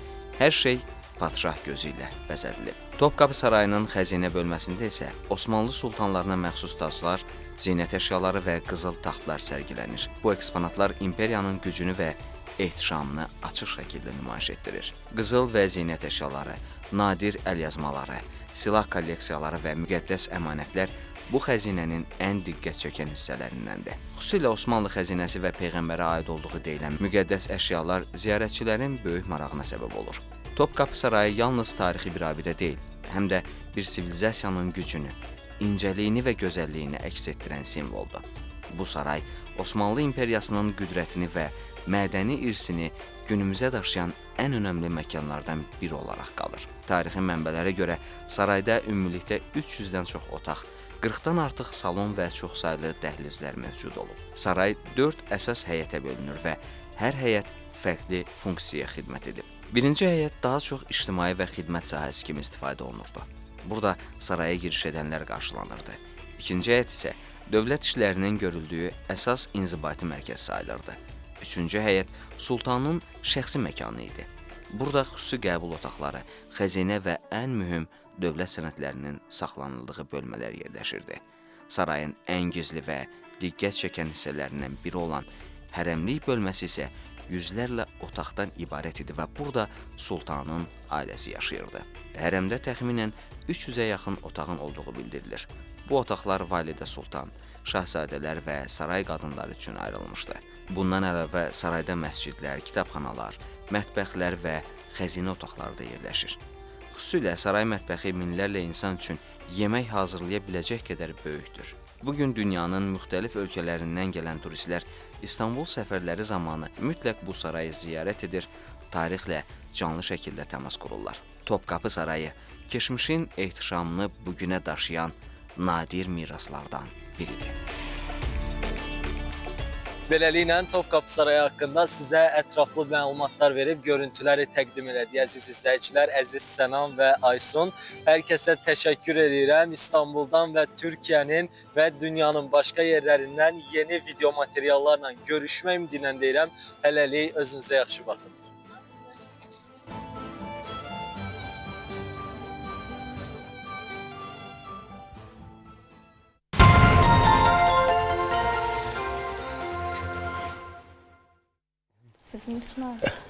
Bəli, biz davam edirik. Əli bizi salamladı sujetdə, gördük ekrandan. Təşəkkür edirik Əli. Hal-hazırda bizi izləyirlər. Hər birinizə salam olsun deyirik və davam edirik.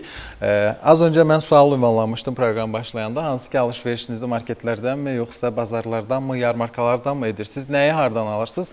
Yazın fikirlərinizi gəlsin. Gələn mesajlar da var. Birazdan səsləndirəcəyik və studiyamızın qonağı var. Çox da maraqlı bir söhbətimiz olacaq. Bəli, kulinar, qida mütəxəssisi Mübariz Vəliyev bugün studiyamızın və əlbəttə ki Naxçıvanın qonağıdır. Xoş gəlmisiniz, sabahınız xeyir olsun. Sağ olun, sabahınız xeyir olsun. Bütün izləyiciləri də salamlayıram. Təşəkkür edirik. Təşəkkür edirik. Əslində, Aysun dedi ki, Naxçıvanın qonağıdır, qonağı deyil.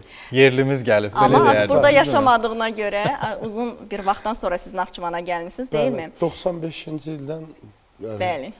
Necə gördünüz Naxçıvanı? Hətta bazara da getmişdiniz Naxçıvan bazarına. Qida mütəxəssisi olaraq nələr deyə bilərsiniz? Ümumiyyətlə, insan nə olur olsun, doğulduğu yeri çox sevir. Bir müddət Naxçıvanda gəlib işləmişəm, 2007-ci ildə 2 il. Ondan sonra bir daha gedib və ən son 2018-də gəlib, bir il işləyib, bir daha qayıtmışam. Artıq burada biz sizi gördüyümüz üçün çox şadıq və videolarınız sosial şəbəkələrdə çox izlənilir. Hətta biz bugün sualı qoyduğumuz zaman Aysunla müzakirə etdik, ünvanladığımız zaman izləyicilərə. Sizin səhifənizdə bir çıxışınız var. Marketlərdə satılan zəhərlər deyə 50 mindən artıq bəyəni alıb, paylaşmalar həddən artıq çoxdur və 100 mindən artıq izlənməsi var. Həmin o video bizə əsas verdi. 1 milyondur, o biri kanallar olardı. Ümumi 14 milyon siz aktivliyim deyirsiniz. var sosial mediada. Bəli, Əslində çox bilirsiniz bunun aktivdir. səbəbi nədir? Heç kimin demədiyi reallığı siz səsləndirirsiniz o baxımdan. Bu dəqiqə qidalar insanların ən yaralı, ən həssas yeridir. Biz qidalanırıq, amma bilmirik nə qədər təhlükəlidir, nə qədər təbiidir. Təbii adı ilə bəzən yeni dəyişdirilmiş qidalar satışa buraxılır, deyilmi? Bax, elə daha ətraflı sizin özünüzdən eşitək. Təbii qidanı necə ayırd edək? Əslində, elə bir mövzuya toxunuruq ki, bu mövzu həm aktualdır, həm yaralı nöqtəmizdir. Həm də belə bir misal var, insanın nəfsi, yəni şeytandan 7 dəfədə üstün olan bir nəfsə sahibdir daha doğrusu. Övladlarımızı bilə-bilə zəhərləyirik və bunun da real bir görüntüsü budur ki, apteklər və ya xəstəxanalar kifayət edir ki, biz nə ilə qidalanırıq. Çünki nəticəyə adaptasiya olmaq lazımdır. Naxçıvan bazarında ümumi gəzdim. Vəziyyət necə idi? Vəziyyət əvvəla maddi olaraq insanların büdcəsinə uyğun bazar iqtisadiyyatı görmədim. Yəni ki, insanların gəlirləri ilə satışda olan qiymətlər üst-üstə düşür. Amma yarmarkalarda çox uyğun qiymətlərə satışa buraxılır bəzi məhsullar. Həftə sonu siz oldunuzmu yarmarkalarda? Olmadım, amma yarmarka demək bazar iqtisadiyyatının tənzimlənməsi demək deyildir. Bunun reallığı var ki, faktiki olaraq bazarda qiymətlər neçədir və alıcı olaraq həftədə bir dəfə ət ala bilirmi vətəndaş evinə? Və bu başqa bir məsələdir. İqtisadi büdcədir. Bu ayrı. İkinci məsələmiz kənd təsərrüfatının nə dərəcədə inkişafı var ki, bazarda bugünkü gündə kənd təsərrüfatına aid olan yerli məhsullar sayı azdır. Bu da yaxşı bir şeydir. Burada o deməkdir ki, kəndlinin iqtisadi büdcəsi uyğun olmur. Çünki satışda məhsul yoxdur. İkincisi, xaricdən daxili bazarımızı təmin edəcək məhsul kifayət qədər yoxdursa, bu niyə yoxdur? Bunun həm satan qazanmalıdır, həm də alan. Eyni zamanda mən müşahidə etdim ki, bazarda texniki kartofa rast gəldim. Hətta bununla bağlı olaraq Naxçıvanda qida təhlükəsizliyinə zəng etdim və bu fikri bildirdim. Ki, bunu müşahidə edir insanlar evdə xörək bişirərkən kartofların parçalanması, aşırı şirin dadı olması. Bu, texnik kartof deyəndə yalnız və yalnız heyvanlar üçün nəzərdə tutulan kartofdur. Ola bilsin yerli əkilibdir, amma toxumu hansı toxumdur? Gəldik sağlıqlı qida məsələsinə. Ha deyirəm danışmayayım, danışıram söz olur, danışmıram köz olur, misal. Bilirsinizmi necədir? Bax, bugünkü gündə mən bazarı gəzərkən diqqətimi çəkən əsas məqamlardan biri yenə də heyvanlar üçün nəzərdə tutulan antibiotik toyuq buduları daha çox diqqətimi çəkirdi. Yaxşı, bu bazarda insanlar bunu nə üçün alır? İhtiyacı, gücü ona çatır alır. Amma maarifləndirilsə ki, bunun yerinə get, ay kişi, soğan, çörək, pendiri, o deyən yoxdur ki. O zaman siz mütəxəssis olaraq biz belə deyək, o texniki deyirsə, antibiotik deyirsə, bunları necə seçsinlər normal olanlar? Etiketlərinə mi diqqət etsinlər? Əslində buna monitoring olmalıdır bazarda və bazarda istənilən halda satılan marketdə məhsulların mən əvvəl marketə girməyin deyirdim. İndi bazar görürəm, deyim, bazara girməyin. İnsanlar sual edir, bəs nə alaq? Mübariz bəy, siz alış-verişinizi hardan edirsiniz? Mən ümumiyyətlə birinci... Etmirəm. Yox, mən vaxt deyəlim, pomidor pastası olsun, əsas tələb olunan, deyək, pomidor quruduruq, yayda gəlib Naxçıvanda, qurusunu istifadə edirik. Marketdə nə ala bilərəm? Düyü, duz, hansı maksimum dərəcədə, hansı bir meyvəni, başqa nə var ki marketdə? Bəs digər ərzaq? Digər ərzaq dediyiniz, market gəl bölək 6-7 hissəyə. Birinci hissə konservləşdirilmiş qablar, ikinci isə paketləşmiş qablar, üçüncü isə şokolad, və ya da dondurulmuş ət Bunun məhsulları. birində faydalı məhsul deyilən. Yoxdur mu? Yox, bizə evə qonaq gələndə səmimi danışmaq istəyirəm, biraz elmi qoyum, səmimi. Mənə deyirəm, konfet almayın. Mən də kiməsə gedəndə almıram. Çünki hazırlandığı yağ nədən ibarətdir bilinmir. Tərkib hissəsi. Və burada bir məsələ var ki, bugünkü gündə gənclərimizin sinir sisteminin pozulması olsun, aqressivlik olsun. Xüsusən də uşaqlar. İstər də hamı dindirsən, təzyiq, baş ağrısı, uşaq, ana doğur uşağı, südü yoxdur. Təsəvvür edirsiniz bu nə faciədir? Normalda uşaq doğdu, ana götürür, südünü əmizdirir. Bu südün olmamağı, bu faciədir. Və biz də uşağa uşaqlıqdan başlayırıq nə eləməyə? Qeyri, etiketli, hazır qidalar yedizdirməyə. İlk ana bətnindən sonra. Ana bətnində uşaq olarkən ana belə normal qidalanmır. Və bunu biz hər kəs, hər bir nəfər, hər bir vətəndaş bu barədə maariflənməlidir. Mən kiməm? Mənim vücudum nəyi tələb edir? Mənim genetikim nəyi tələb edir? Bundan əvvəl toyuq kababı deyə bir məsələ yox idi heç vaxt. Onu indi sizin valideynlər bilərsiniz, bəlkə bilmərsiniz. İndi uşaq broiler toyuğu yemək istəyir. Amma demirəm tükətmə, amma nə qədər? Ayda bir dəfə olar. Ayda bir dəfə zəhər yesəm elə problem yoxdur. Yəni olsun, bu da bir zəhər. Baxıram ki, yağlar bazarda çəkiliş etmişəm, düzülüb. Hansını oxuyuram, tərkibində süd məhsulu deyə bir şey yoxdur. Bu, bilirsiniz ki, yağ nə olur? Mədədə turşular vasitəsilə parçalanır. Yaxşı, parçalananda necə olur? Əslində, qida məsələsi o qədər problemlər var ki, bunu bir çərçivə yığıb ifadə etmək olmur. İstər suyu marketdə, istər qidası, marketi bildim. Ən azından bazara qoymayın. Bazarda olmasın. Az işlədin, keyfiyyətli işlədin. İndi bu deyək, hər yer göy-göyərti doldu, Naxçıvan boldu da. Bəli. Alın, şirin də. Yəni, mövsümünə uyğun qidalanmaq lazımdır. Baxın, Mübariz bəy, siz bazardan çəkilişlər etmişsiniz, biz izləyirik. Nəinki Naxçıvan, əslində Azərbaycan bütün bazarlarında siz olursunuz, hətta özünüzün proqramınız da var.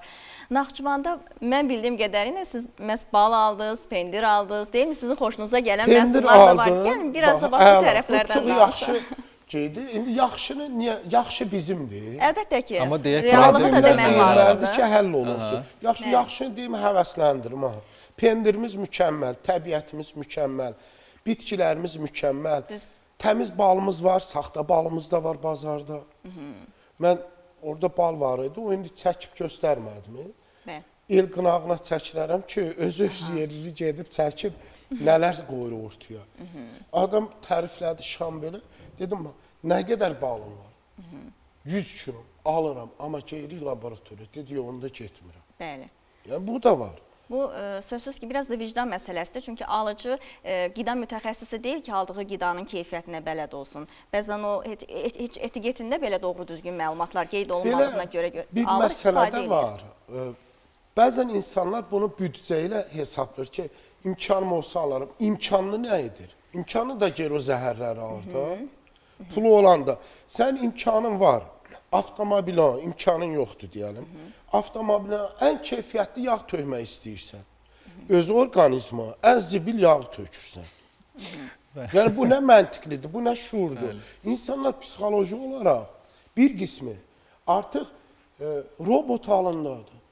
Avtomobilinə ən keyfiyyətli təkər axtarır.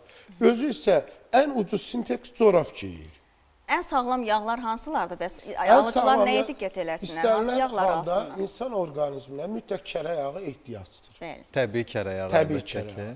Təbii kərə yağı bəllidir ki, %100 təbii süddən əldə olunur və bu yalnız və yalnız əgər tərkibində belə deyim, sıxıldıqdan sonra tərkib hissəsində onun ayran qalırsa 7 gündən 9 günəcən xarab olur. Amma vakuumla sıxılıb, onun tərkibindəki 16% ayran çıxarıb, yerinə pastörizə olunmuş su əlavə olunanda 3 aya qədər vitrində qalma ehtimalı vardır. Amma indi yağın da başına o qədər oynatıblar. Mənə maraqlı odur ki, vitrində kərə yağı adı yazmağa, kərə yağı olmadığı halda kim icazə verir? Elə bil, mənim adım Mübarizdir. Mənim adıma yazırlar Lenin.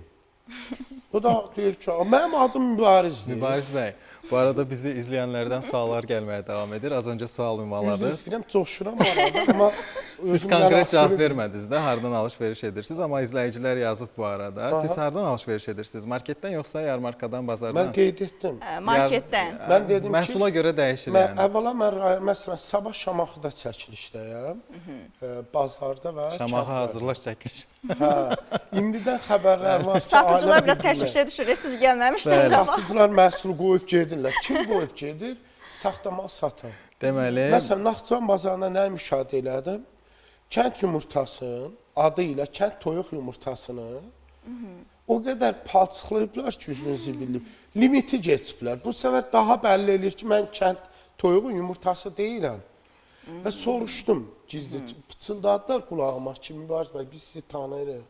Xahiş edir. Bu həqiqətən çox ciddi bir məsələdir artıq. Bu Hacı Qabuldan gələn yumurtalarda üstü belə olur. Buyurun. Deməli, Əbülfəz bəy bizi izləyir, Paytaxt Bakıdan salamlayır. Deyir ki, yerlimə salam olsun, mən də Naxçıvandanam və qeyd edir ki, istifadə etdiyimiz sular, paket sulara da toxunsun istəyərdim. Hansı ki, bəzən marketlərin qarşısında, kiçik marketlərin qarşısında görürük, qapının ağzında olur, üzərinə gün boyu günəş düşür, alıb istifadə etmək düzgündür, tərkibi necədir? Bu arada elə danışanda mən özümdən asıl deyil, biraz aqresiv adamam da. Az qarım durmaya danışım ki. Belə baxıram, sizin qidalanmanız düzgün deyil ki, bu qədər aqresivsiniz. Yox, mən səhər tezdən nə yemişəm? Nə yemişsiniz? 3 dənə kənd toyuğun yumurtası. Dəqiq kənd yumurtası. Hə, öz toyuqlarımızdır. Qəşəng nehrə yağında yarpız, soğan qovurmuşum, yumurtalar vurmuşam üstünə. Onu yemişəm, sonra südlü kofemi içmişəm. Saat 6-dan durmuşam da, 6-ya bir 20 dəqiq qalmış. Və bu mənim yeməyim mənim normaldır və saxta qidalar ümumiyyətlə qəbul etmirəm. Yoldaşın sualına cavab verim. Əvvəla dükan günəşlə təmasda olan plastik, yəni bir saxlama qabı olan suya keçir. Bu bir mənalı təsir edir. Təsir edir yox. Onu bir mənalı qida təhlükəsizliyi, standartlaşdırma, onu belə kres qoymalıdır ki, olmaz. İkincisi, nə qədər saf su olursa olsun, düzdür, suların çoxu pastörizə olunmuş, filtrdən keçirilmiş və bir sürü ən yaxşısı doğal və təbii sudan istifadə etməkdir. Hələ də Naxçıvandır. Gedin Şahbuz yolundan suyuzu doldurun, gətirin, Xanagahdan doldurun, Culfa tərəfdən, Ordubaddan. Yəni, niyə sən Naxçıvanda başqa su alasan ki? Düzdür. Ümumiyyətlə, belə bir fikir var. Deyir, nə yeyirsinizsə olsunuz. Yəni, ona görə də qidalamaya diqqət eləmək lazımdır. Biz deyirik, siz az öncə qeyd etdiniz ki, bazarda ev yumurtası adı ilə satılan yumurtalar var. Yağı qeyd elədiniz, balı qeyd elədiniz. Bax, insanlar da biraz da stresə düşür ki, bəli, kartofu. Mən aldığım qidanın hardan bilim bunun keyfiyyətinə? İstər-istəməz alır, bəli, istifadə eləyir. Gündəlik istifadə, vaxtımız var, yoxsa azdır? Bir sual da mən soruşacağım. Yavaş-yavaş sona yaxınlaşın. Deyin, daha sonra növbəti sualı səsləndirək. Buyurun. Yarımçı qaldı fikriniz, səsləndirin fikrinizi. Ümumiyyətlə, mən belə bir şey deyim. Avtomobil alanda və ya bir otelə keyif dincəlməyə gedəndə həftə ilə araşdırırsınız. İnsan da yediyi qida araşdırmaz. Sualım budur. Vətəndaşlara da sualım budur. Bir paltarı arsan, 100 dəfə soruşursan. Bir corabı arsan, soruşursan.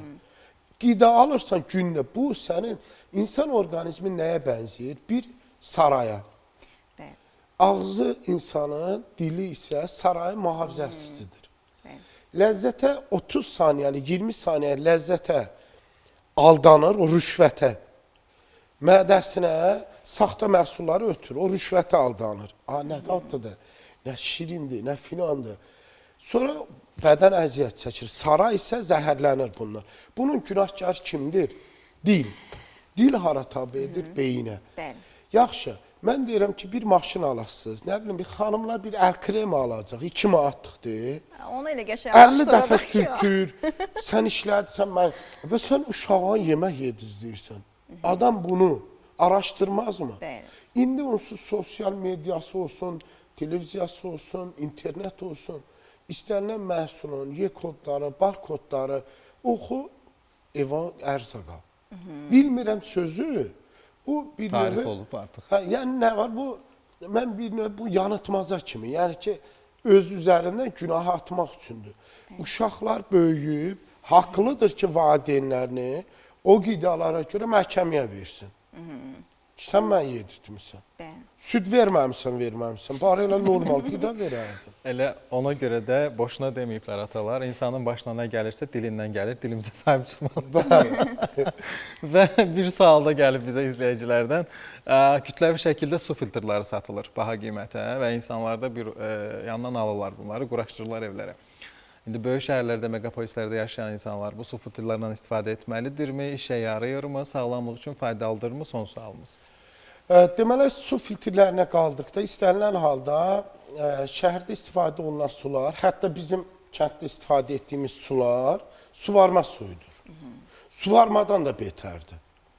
Yəni, hələ bu kəndimizdə olan suyu deyirəm. Culfa rayon Göydərə kəndində olan su İçdiyiniz suyu içmirəm. Su çənlərin içi palçıq olur, içindən əqrəb də çıxır, qurbağanın ayağı da çıxır, kəlləsi də çıxır. Yəni, bugünkü gündə mən şəhərə niyə gerim? Kənddə məcbur filtr qoymalıyam və ya hər gün gedib qonşularıma da belə mən su gətirirəm. Biz uzağa getmirik. Hətta bu barədə dünən gəlib söhbət etmişəm ki, buna görə gəlib burada çəkiliş edib işıqlandıracam. Bu milləti zəhərləyən vətən xainidir, bir mənalı. İstir suyu, istir qidası, istir nə bilim toyuğu, əti, çörəyi. Vətən xainidir, bitdim. Vətən xaini necə olur? Üstündə yazılmış ki, mən vətən xainim. Pula görə insan ləyaqətini, mənliyini satmaz. O ərzaqı alır ki, o insanlar zülüm çəkir, xəstəxanalarda gedir. Düzdür, siqaret də zərərlidir, marketdə satılır. Al çəkdi, onu da ver uşağın çəksin. Niyə çəkmir?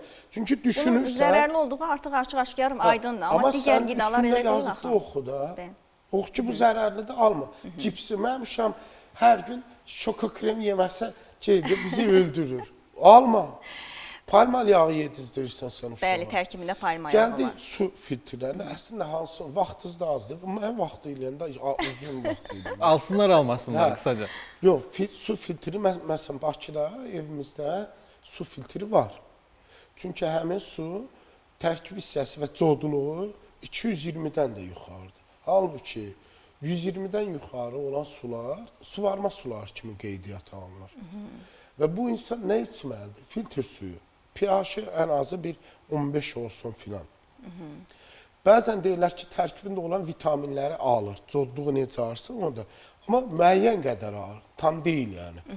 Yəni bu eləyə qalsa sizin masanızda olan sular da istənilən halda filtrdən keçib. Bəli. Yəni ən təbii su, doğal su əlbəttə bulaqdan içilən sudur. Amma ehtiyacçılıqdan isə ayrı bir məsələdir. Ən rahat, sağlam həyat avtomobil istifadə etməməkdir. Amma edirik. Yəni baxır hansı vaxtlar və nə üçün? Belə halda ümumiyyətlə mən istəyir ekoloji cəhətdən təmiz, istəyir qida üzrə təmiz yer yeganə olaraq Naxçıvanı görürəm. İstər övladlarınızın rahat böyüməsi, sağlıqlı böyüməsi, tərbiyə olaraq da. Amma Naxçıvanda qida seçiminin alternativləri mövcuddur. Bəli. Yəni bu Bakı şəhərin mərkəzinə bənzəmir ki, alternativ yoxdur. Bir münasibət oxunaq. Düz vaxtımız azdır, yekunlaşdıraq artıq. Deməli, Naxçıvanda olan məhsulların digər bölgələrdən bir qonaq gəlmişdi və Türkiyədən bir aparıcı gəlmişdi. Stola, yəni masaya gələndə onun göyərtinin, pomidorun, xiyarın iyinə vurulmuşdu. Deyir ki, biz istifadətlərimizdə iyi yoxdur. Naxçıvanda həmin məhsulların o iyi belə, aroması belə özünü hissələtdirir. Naxçıvanda təbii məhsullar çoxdur. Məsələn, mən kəndimizdə bir insan tanıyıram ki, nehrə yağını satır, yerinə spreyt yağları alır. Nədir? Uşaqlarımız nehrə yağı yemir. Bunun günahı kimdədir? Valideyndə. Vaxtında yedirtməli idin. Alışdırmalı idin. Bu alan sənsən, alma. yeməsin. Bir də kardioloqumuz ötən proqramda bir fikir də dedi ki, əlavə olaraq, alternativ olaraq zeytun yağı da istifadə oluna bilər. Məhz bu mövzu ilə bağlı. Deyim, kərə yağı insan orqanizmi üçün vacib olan aylıq tələbatı 300-400 qramdır. Düzdür, biz hərçən ki, çox işlədik. Biz onu hər səhər çörəyin üzərində balına. Duru yağ tələbatı ayrıdır. Yəni, duru yağ insan orqanizmi üçün faydalıdır, amma bu zülallarla zəncirli isə yalnız kərə yağındadır. Kərə yağında olan zülallar ürək və beyin üçün xüsusi qidadır və bunu qəbul etmək məcburiyyətindəyik. Çünki bizim genetik olaraq orqanizmamıza duru yağ teorisi nə vaxt çıxdı? Son əsrin vaxtları. Kərə yağını vurmaq üçün çıxdı da bu. Əvvəl duru yağ məsələsi yox idi ki. Maksimum günəbaxan yağ var idi. Bu da rafinə olunmamış idi. Çox da pis qoxusu var idi. Yəni ona görə də əvvəllər daha sağlam idi insanlar. Daha sağlam idi. Məsələ buradadır ki, mən düşünürəm ki, ən ideal yer hal-hazırda Naxçıvandır. Çünki buradakı təbii qidaların olması, sağlıqlı qidaların olması faiz nisbəti ilə daha çoxdur. Əlbəttə, valideynlər seçim etdiyində daha diqqətli olmalıdır. Deyəlim, bu faiz nisbəti ilə Bakıda 20% əldə edə bilərsən, amma Naxçıvanda 80% əldə edə bilərsən. Amma Naxçıvanda əgər 20% digər insanlar fərqli seçim edirlərsə, bu şəxslərə aiddir. İnsanlara aid deyil, yəni ümumüsünə aid deyil. Naxçıvan bazarı əlbəttə mənim üçün çox təmiz, səlqəli, gigiyenik olaraq gözəl idi. Digər Azərbaycan bölgə bazarlarını müqayisə etdiyimdə Naxçıvan bazarı həm yerin döşəməsi, qapalı olması, həftənin şənbə bazar günü bildiyim gölün yanında. Bazar gölü tərəfdə. Orada ticari kənd təsərrüfatı məhsulları. Hətta mənim bacım da orada süd məhsulları, öz inəyin süd məhsullarını satır. Orada daha təbii məhsullar olur və o şərait insanlara yaradılıbdır. Ümid edirəm ki, məsələn, yalnız mən Qubada gördüm, 2 günlük bayram bir satış edilmişdi. Amma Naxçıvanda bu daimi vardır. olaraq keçirilir. Təşəkkür edirik Mübariz bəy. Ümumiyyətlə, qidaların keyfiyyətindən danışdıq. Az danışdıq. Və əslində az danışdıq. Növbəti dəfəyə qalsın. Və bu bazarlarda, marketlərdə məhdudiyyət yoxdur. Mübariz bəy də vurğuladı ki, əsas məsuliyyət biz alıcıların üzərinə düşür. Hər şey sata bilər də. Bəli, istehlakçıların üzərinə düşür. Ümumiyyətlə, müqəddəs kitabımız Qurani Kərimdədir, hədislərimizdə də həqiqətən də hər şey düşünülüb, qeyd olunub ki, xəstəliklər aclıqdan yox, çox yeməkdən, qidalardan qaynaqlanır. Bəzən insanlar xəstə olmamaq üçün çox yeyirlər, amma düşünmürlər ki, yediyimiz qida da, eləsinə çox yeməyimiz də bizə xəstəlik yaradır. Bəli. Təklif edirəm ki, birlikdə sağollaşaq. Olar mı? Təşəkkür edirəm Artıq biz ayrılan vaxtın sonuna gəlib çatdıq. Mübariz bəylə, Aysun xanımla, Sənan bəylə. Bugünlük bizdən bu qədər deyirik. Vaxtdan ötürü bizim bir sujetimiz qaldı. Hansı ki, toyların bəzəyi olan təzərə yağlısı ilə bağlı çox maraqlı bir sujetimiz var idi. Sabah mütləq bizi izləyin, sabah təqdim edəcəyik. Bugünlük bu qədər. Sağ olun. Düşünürük ki, faydalı oldu. Mübariz bəy, sizə də təşəkkür edirik gəldiyiniz üçün. Dəyərli izləyicilərimiz, növbəti günlərdə görüşəcəyik. Özünüzə və sevdiklərinizə yaxşı baxın. Allah amanında. Sağ olun.